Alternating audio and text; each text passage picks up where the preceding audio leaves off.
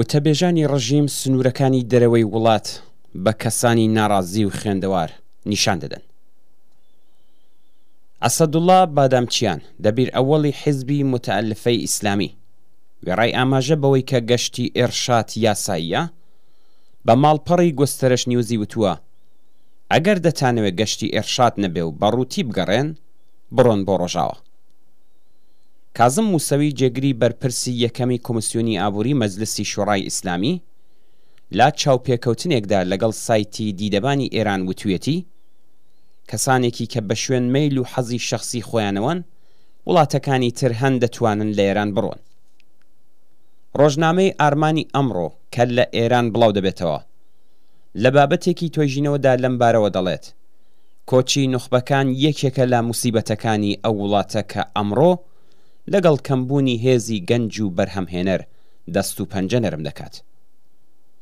بۆ زۆر یەک لە بەرپرسەکانی ئێران نیشاندانی ڕێگای دەرەوە بە نوخبەکان و بێباکبوون لە ئاسڕۆیشتنیان گرنگیەکی ئەو تۆی نەبووە و نابێ، بەڵام وڵاتە ئوروپایی و ئامریکاییەکان وەک وڵاتی میواندار ئەو هێزەی کە دەوڵەتی ئێران چەند سەد میلیۆن تمەنی بۆ سەرف کردوون بە خۆڕایی وەردەگرێ و باوەشیان بەردەوام ئاواڵەیە بۆیان.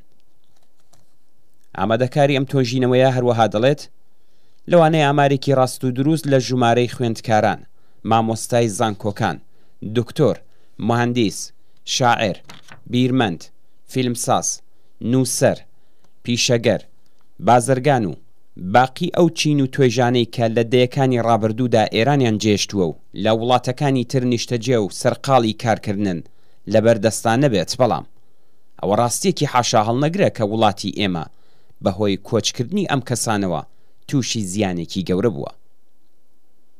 چەند ڕۆژ لەوە پێش حسەین کرمانپور بەرپرسی بەشی پێڕاگەیشتنی خێرای نەخۆشخانەی سینا وتبووی بەپێی ئاماری نیزام پزیشکی لە سەرەتای دەستپێکی کۆڕۆناوە تا ئێستا 5,000 دکتۆر کۆچیان کردووە.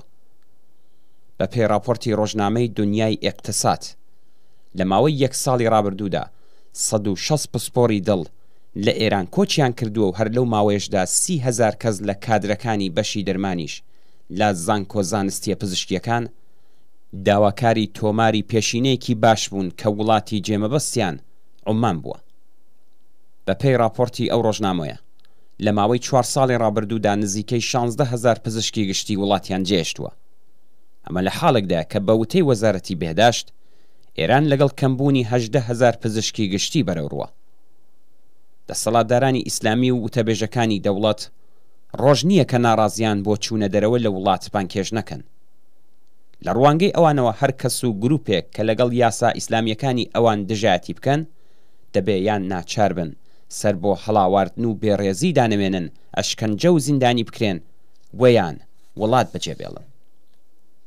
هۆکاری بەرزبوونەوەی هەر ڕۆژەی ئەم جۆرە کۆچکردانە لە پەنای کۆچکردنی بەربڵاوی هەڵسوراوانی سیاسی و ئەو کەسانەی کە لە ترسی گیانیان پەنا دەبەنە بەر وڵاتەکانی تر، ئیفلاسی سیاسی، فەرهەنگی، ئابووری و کۆمەڵایەتی حکوومەتی ئیسلامی ئێرانە.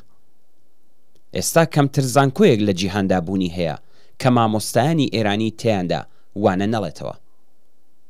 هەزاران پزیشک و پسپۆر، هەزاران ڕۆژنامەوان، نووسەر، فیلمساز، پەرستار، زانایانی بوارە جۆرا و جۆرەکانی زانست، خوێندکارانی نمونە لە ماوەی ئەم ساڵانەدا ناچار بوون لە ئێران کۆچ بکەن. لە هەلومەرجێکدا کە نەخۆشخانەکانی ناوخۆی ئێران لەگەڵ کەمی کادری پسپۆر بەرەڕوون، چۆنیەتی و ئاستی بارهاتن لە ناوەندەکانی بارهێناندا گەلێک نزم بۆتەوە. ژینگە پێویستی خێرای بە کارناس و پسپۆر هەیە. کۆچکردنی ڕۆژ لە دوای ڕۆژ زیاتری هێزی خوێندەوار هەزینەیەکی قورس دەخاتە سەرشانی خەڵکی ئێران. 2 ملیۆن ئاخوند و فەقێ مشەخۆر و کۆنەپەرست، دەسەڵاتدارانی دز و گەندەڵ و لات و چەقۆکێشە ئیسلامیەکان وڵات بە مڵکی خۆیان دەزانن. وڵاتی ئێران هی خەڵکی ئێرانە و ئەگەر بڕیار بێت کەسێک لەم وڵاتە بڕوات، ئەو 1-2 ملیۆن دز و گەندەڵ و جنایەتکارن کە دەستیان بە خوێنی خەڵکی ئێران سوورە و سەروەت و سامانی وڵاتیان بە تاڵان بردووە. لە مێژە مۆدلی حکوومەتی ئیسلامی تووشی فلاس بووە و خەڵک لە هەر دەرفەتێک ویستی گۆڕینی ڕژیمیان بە ئاشکرا بەیان کردووە.